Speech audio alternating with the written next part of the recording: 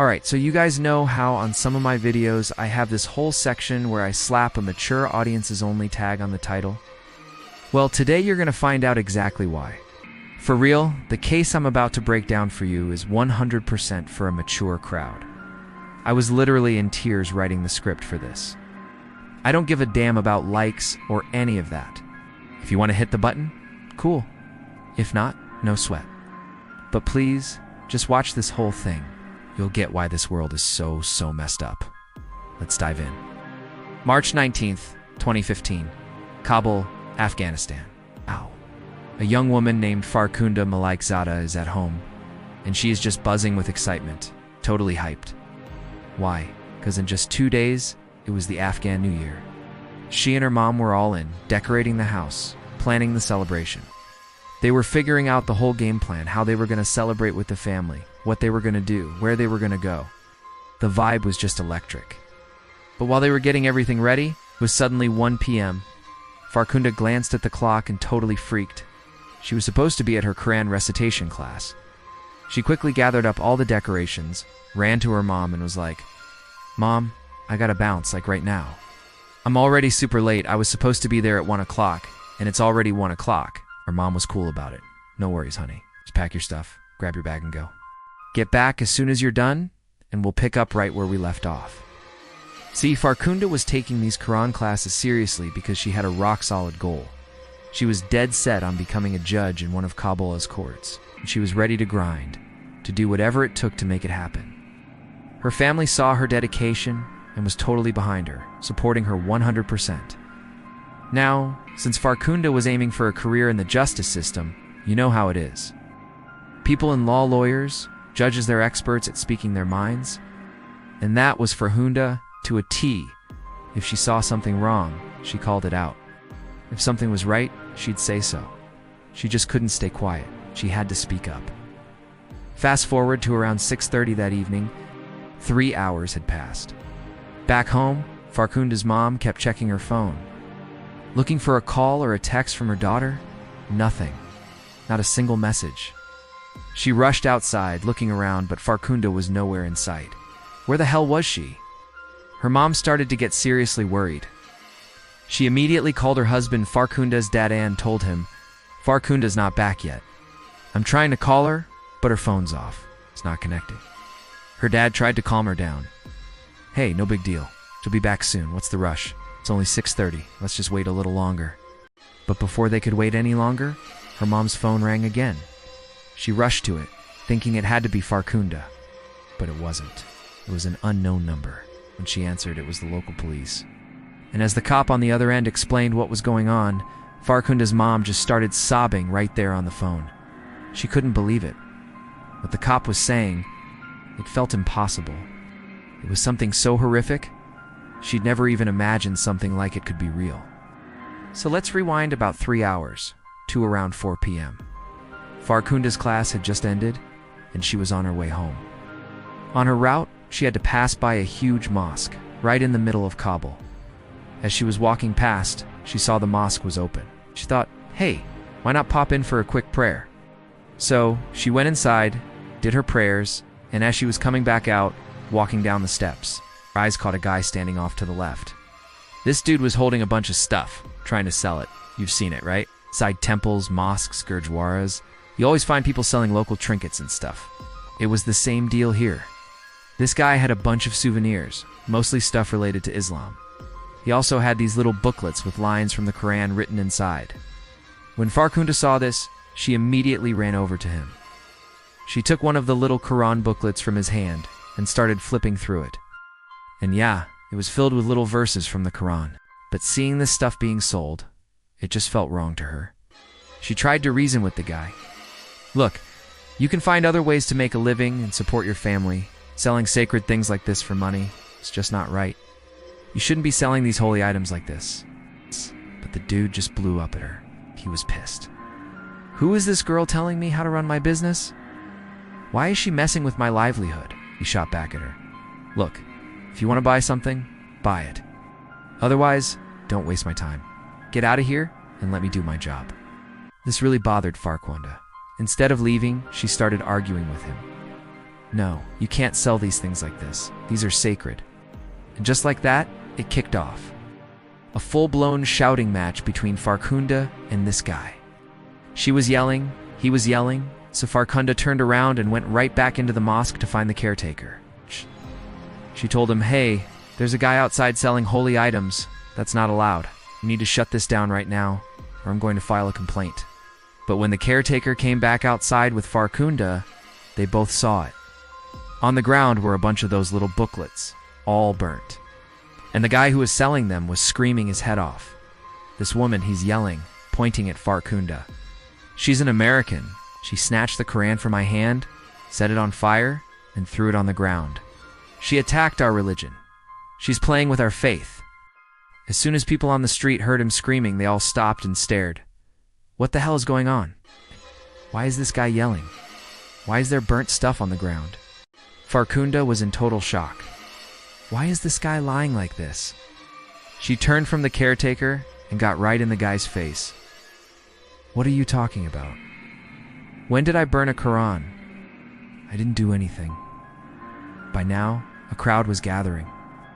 And then, the caretaker, the same guy, Farkhunda, had brought out for help, picked up some of the burnt pages from the ground, and started screaming too. "He's right. This woman is an American. It's the one who set our holy Quran on fire. She's messing with our religious sentiments." Now you had not one, but two guys screaming and yelling that she was an American who did this. In the crowd, they all heard it. The word spread like wildfire. The woman standing right there was an enemy of Islam. She had spit on their faith. Farkhunda turned to the caretaker, totally bewildered. "What the hell is wrong with you? I brought you out here to show you what this guy was doing, which is obviously wrong. Instead of stopping him, you're blaming me. Why would I burn it?" But nobody listened to her. The argument got louder and louder. Some of the so-called smart guys in the crowd, the know-it-alls who'd stopped what they were doing to watch the drama unfold, came forward and started getting in Farkhunda's face. "Yeah, why did you do it?" With all the shouting, a police car that was parked at a nearby intersection came roaring up. Sirens blaring, parting the crowd as it stopped in the middle. 4 cops got out. "All right, what's the deal here? Why is there a crowd?" Everyone started yelling at the cops at once. "Officer, this woman, she's an American. She set our holy Quran on fire. She disrespected our religion. She can't do that." The crowd was getting seriously agitated, trying to get at Farkhunda. The 4 cops were trying to hold them back, but as soon as they got the people to quiet down a bit, they turned to Farkhunda. "Okay, did you do this or not?" Of course she denied it. Through her burqa, she said, "No, officer, I didn't do anything like that. Why would I? I'm a Muslim woman myself." The cops seemed to believe her. "Okay, ma'am. No problem. Why don't you come with us? Get in our car, and we'll take you down to the station to sort this out." But Farkhunda, being a law student, knew her rights. She knew the proper procedure for a woman being taken into custody. She stood her ground with the cops. No, you're not touching me. If you want me to go to the station with you, you call for female constables. I'll get in the car with them, and then we can talk at the station." While all this was going on, the crowd just got bigger and bigger. The people were whispering to each other, "What's happening? What did she do? Why are the cops talking to her?" The rumors were flying, and the crowd's anger just kept building. There were so many people now that the cops figured it was better to talk inside the mosque, away from the growing mob. So the 4 cops, along with the caretaker and the vendor, started to lead Farkhunda towards the mosque. But the crowd, which had grown to hundreds by now, wasn't having it. They blocked her from even getting inside. Suddenly, dozens of people from behind lunged at Farkhunda, grabbing her and throwing her to the ground. They just swarmed her. The cops were right there, trying to calm the mob down, but it was useless. It was way beyond their control. There were just 4 guys against hundreds. The second the mob got Farkhunda on the ground, a storm of kicks rained down on her. Just think about it. The 4 cops had been pushed aside. The 2 guys who started it, all the caretaker and the vendor, were now getting their licks in too. Everyone was attacking her. Someone was on the ground punching her, another was elbowing her. People standing over her were just kicking and kicking. The poor girl was wearing a burqa, so you couldn't even see her face properly. She was screaming, but no one was there to help. They were all aiming for her head, kicking her in the face over and over. After a few minutes of this brutal beating, you could hear people in the back yelling, "We just want her blood. We have to kill her right now." Cops had already called for backup, telling the station the crowd was out of control. As people were beating Farkhunda on the ground, another police car finally arrived. The cops jumped out and fired warning shots into the air. For a split second, some people backed off. The new cops rushed in, got to Farkhunda, and tried to talk to the crowd. "What the hell is going on? Why are you beating this woman like this?" People started explaining all over again. Few were talking to the cops, but the hundreds of people in the back weren't waiting around. They just went around the cops and jumped on Farkhunda again. The cops saw the situation was completely out of control, that this was slipping through their fingers. They bent down over Farkhunda and tried to tell her, "You have to get out of here now, or this mob will do anything." The cops had a plan. Next to the mosque was a small one-story building with a tin roof. The cops thought if they could just get Farkhunda up onto that roof, maybe they could calm the crowd down for a bit, talk to them. They explained the plan to Farkhunda. 2 cops pushed through the mob and climbed onto the tin roof. The cops on the ground lifted Farkhunda up, trying to hand her to the officers on the roof. But Farkhunda was already half dead from the beating. She had no strength left. She couldn't help pull herself up. The 2 cops on the roof were trying to pull her up, but then the mob behind them got their hands on huge rocks. They started hurling the rocks at Farkhunda. Several of them hit, not just her, but the 2 cops on the roof as well. As soon as the cops got hit in the head with rocks, their hands slipped and Farkhunda fell. Down she went, right back into the mob, and that was it. She was completely at their mercy. The cops had utterly failed to protect her. The second she was back in their hands, the mob didn't just beat her, they were lining up to jump on her. Just picture it. Farkhunda is lying on the ground. Her arm bones are shattered, her hands twisted into unnatural shapes. Her legs are bent and broken, limp like rubber. She had no life left in her limbs, but somehow she was still alive. But no, the mob standing on the side formed a line, and one by one, they started jumping on her body. They just wanted her blood. By now, she was bleeding from everywhere. Her entire black burqa was soaked red with her own blood, but the mob still wasn't done. The story was just beginning. They dragged her, still beating her, into the middle of the road. And what were the cops doing? They had totally crapped the bed. They should have been using their guns to control the crowd, firing in the air, anything to scare some of them off. But no. The cops were in the back, trying to direct traffic. No, go this way. Take another route. Don't cause more of a traffic jam here." Meanwhile, the mob dragged Farkhunda to the middle of the road and kept beating her, still not satisfied. Think about this. About 300 feet away was the edge of a riverbank. This mob dragged poor Farkhunda's body. She was completely unconscious by now. With absolutely no life left in her, they dragged her by her hair, by her arms and legs, 300 feet to the edge of this river. And there, they started hitting her again with huge rocks.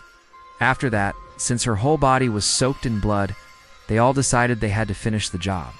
They started making plans. How do we kill her? How do we finish her off? Just think about the mindset of that crowd. And in the end, this was the plan they came up with. This woman burned our Quran, our holy book. So why don't we burn her? That way no one will ever even think of doing something like this again. Literally every person in that crowd reached into their pockets, pulled out matchboxes and lighters. People started trying to set her on fire, lighting her hair, her burqa. But her body wouldn't catch fire. Why? Because her entire body, her clothes, her burqa, it was all soaked. Soaked in her own blood, so the fire wouldn't take. It's just made the mob even angrier. They came up with a new plan. The fire won't catch like this. We have to rip her clothes off. Think about that. A half-dead girl, brutally beaten by a mob, and now that same mob was ripping her clothes off. Literally. They left not a single piece of clothing on her body. They tore her burqa from top to bottom. They ripped off the clothes she was wearing underneath.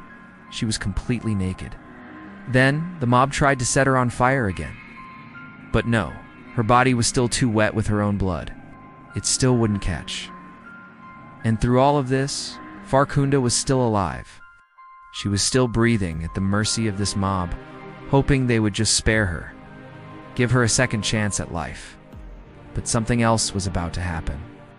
When the people realized her body still wasn't burning, and they didn't have any diesel or gasoline to just douse her and light her up, they started taking off their own clothes, not to cover her, to put under her, to put on top of her, because their clothes were dry.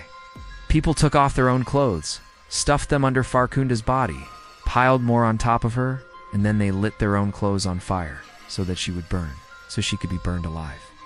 In this crowd, there were dozens of people who had real influence in the area, people who could have easily controlled this whole situation. But no, they either stayed quiet or they joined in, trying to burn her themselves, and the rest. The ones who weren't actively killing her, they had their phones out, recording the whole damn thing. Think about that. The crowds of today, the people of today. For them, recording an incident is more important than stopping it, more important than saving someone's life. Why? So they can upload it to social media. What if people become? Farkhunda was burned alive. Poor girl never made it home that day. She died right there on the riverbank, burned alive. Only then did the mob calm down and scatter. They all went home. Farkhunda's body was still lying there by the river. The police came and took her body into their custody. They started investigating, trying to figure out who she was. Now that's how they eventually got her mother's number. Around 7 p.m., the police called Farkhunda's mom and told her they had found her daughter's body. And this is what the mob did to her. The second her mom heard this on the phone, the ground fell out from under her feet. Of course it did. Imagine what Farkhunda's mom was going through, hearing all of this from a cop on the phone. She immediately hung up, ran to her husband, and told him everything.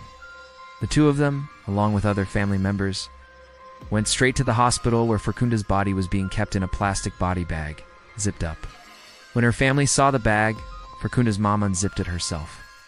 The second she saw the state of her daughter's body, she fainted, and that's completely understandable.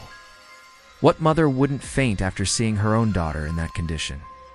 The post-mortem report from the doctors told the family that not only was Farkhunda's body covered in signs of a brutal beating, with bleeding from literally everywhere, but she had also been hit all over with rocks. On top of that, a car had been driven over her body, especially over her face. When Farkhunda's family heard this, they couldn't believe it. These people, the ones who did this, they all live in the same community. Farkhunda's family lived among them. How could these same people do this to their daughter? No one could wrap their head around it. On the other side, you had these people from the mob, the so-called influencers of Afghanistan who had recorded the whole thing. Soon as they started uploading it to social media, it went viral. And the people in power in Afghanistan at the time started blaming Farkhunda. They justified the whole murder. Everyone was saying, if you mess with religion, this is what will happen. All the politicians were supporting it, and that's when the real shit show in this case began. Just think about it. Poor Farkhunda was gone. What happened to her is beyond comprehension. Can't even imagine what she must have felt. But after all that, when the investigation started, the whole narrative got flipped on its head. Literally, the same side that was saying the murder was justified, they all did a complete 180. Why? Because when the police investigated, they found clear proof that Farkhunda did not burn those little Quran booklets. When the police verified this with the mosque caretaker, he admitted it too. No, I didn't actually see Farkhunda burn anything. I was just backing up the other guy. I thought maybe she did it, but I didn't see it with my own eyes. You didn't see it? Then why the hell did you jump in, dude? Why did you support that guy when you didn't see a damn thing? When the police checked the nearby CCTV cameras, it became clear. While poor Farkhunda was inside the mosque getting the caretaker, the vendor outside had set his own Quran booklets on fire so he could pin the whole thing on her. When the public found out about this, the outrage was insane. Oh yes, it's literally the same people who had picked up rocks and thrown them at Farkhunda's face were now using the hashtag #JusticeForFarkhunda. Think about that.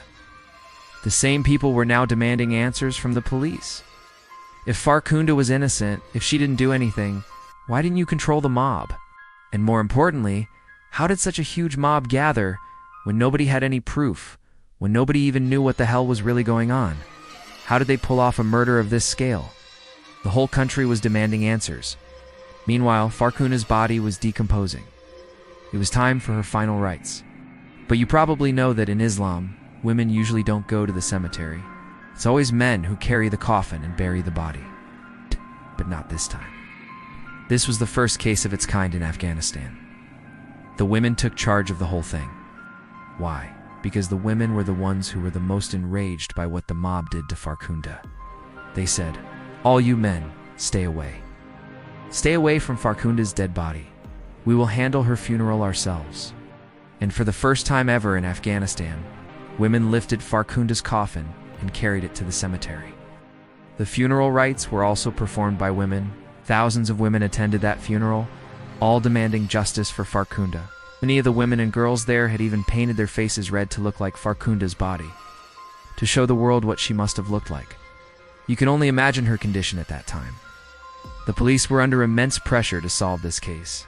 A lot of politicians had gotten involved, the same ones who had initially justified the murder. They had to retract their statements.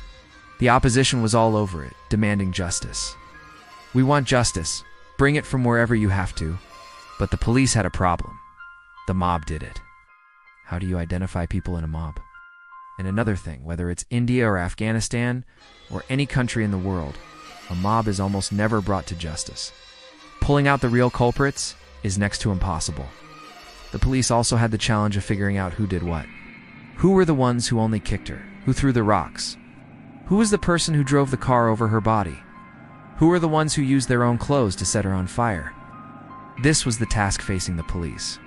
So, the cops turned to social media, scoured all the videos uploaded by those clout-chasing influencers. From those videos, they started identifying the actual attackers, the ones who delivered the blows to poor Farkhunda. In the end, they arrested around 50 people in connection with the murder. One was released immediately, leaving 49. These 49 people were brought to court. Among them, 19 were cops. Literally, the cops were just as much to blame. Why didn't they protect Farkhunda? Why did they let the mob overpower them?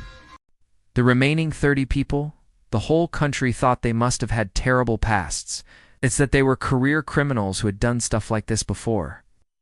That's why they were so angry, so bold. But no, the pasts of all 30 of them were squeaky clean. They had never even committed theft, let alone murder.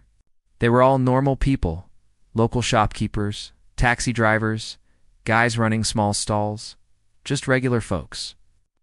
Out of the 49, 7 hired lawyers. But get this, those 7 lawyers were never even told when the hearing for the case would be. Literally, the judge just randomly ordered the police one morning, "Hey, bring those 49 people in now." Out of the 7 lawyers, only 3 happened to be in court that day. And in front of those 3, the entire 4,000-page charge sheet was read and reviewed over a period of 2 days. The cops were also charged with not taking proper action on their excuse. "Sir, we could have called for more cops, but their cars were out of gas. There was no diesel. Called them, but they couldn't come because they had no fuel. On top of that, other cops' radios, their walkie-talkies were broken, so they couldn't even be notified that they were needed. Some people were acquitted. Of the remaining, 4 were sentenced to death, 16 got 10 years in prison, and the remaining 18 got about 7 years. But the 4 who got the death penalty filed an appeal, and their sentences were reduced to life in prison. Now look at this guy on your screen. Abdul Bashir. He's 17 years old. First of all, does he even look 17 to you? This 17-year-old kid is the one who drove his car over poor Farkhunda's face. The tires went right over her head, flattening it. But he told the judge, "Your Honor, I'm only 17. At least don't give me the death penalty." At the time, his death penalty was commuted to life imprisonment. Later, the police found out that he had just recently changed his birth certificate after the murder from 20 years old to 17. Just think about the level of corruption. Then there's Zainuddin, the mosque's caretaker, the one who didn't believe Farkhunda and started the rumor that she burned the Quran. He was also sentenced to death. But he also appealed, and since he was already an old man, the court accepted his appeal and gave him 20 years in prison. Who knows if this guy will even live for another 20 years? Only God knows. Obviously, when this news became public that everyone's sentences had been reduced, Farkhunda's family was devastated. Farkhunda's mom came forward and gave an interview, saying, "This 17-year-old kid he claims to be. Even if he is 17, he knew exactly what he was doing." Why was his sentence reduced? At least a few of them, the ones who played the main roles in taking Farkhunda's life, deserved the death penalty. Just think about this case, and what else could have happened. Definitely write your opinions in the comments because this kind of mob lynching is way too common in my own country. I see videos all the time, especially of guys who are in the wrong place at the wrong time, and this happens to them. I saw one video where a boy was tied to a tree. He was accused of being a child kidnapper. Turns out there was just a rumor going around the village about a kidnapper on the loose. This poor kid had just come to the village for some other reason. The villagers thought he was the kidnapper, tied him to a tree, and literally killed him. And of course, there is the most infamous mob lynching case in India's history. The Palghar mob, lynching during the COVID pandemic. What happened to those poor sadhis was horrific. I'm going to do a dedicated video on the Palghar incident soon, and I'll tell you everything that happened. Literally, whenever I think about that case, it makes me want to cry. I can still see their faces, those poor saddies, in my mind. The way they were trying to save themselves, hiding behind the cops. But no, the mob had other plans. I'll tell you soon how the mob took their lives. Anyway, if you want to see any of the videos or photos related to Farkhunda's case, the link to my Instagram is in the description. I'll be posting them there. And make sure to follow me on Instagram. If you want to talk to me, I can chat with you there too. Alright, see you in the next one. Thanks for watching.